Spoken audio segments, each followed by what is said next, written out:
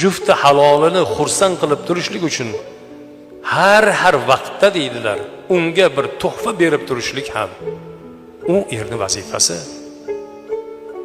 Toyinki shu bilan oila mustahkamligi bo'ladi deydilar.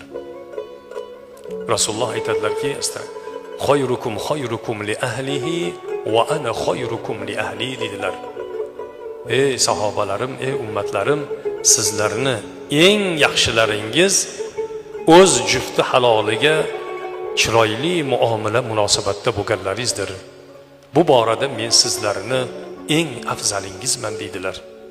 Jufti halolini xursand qilib turishlik uchun har vaqtda deydilar, unga bir tuhfa berib turishlik ham u erning vazifasi.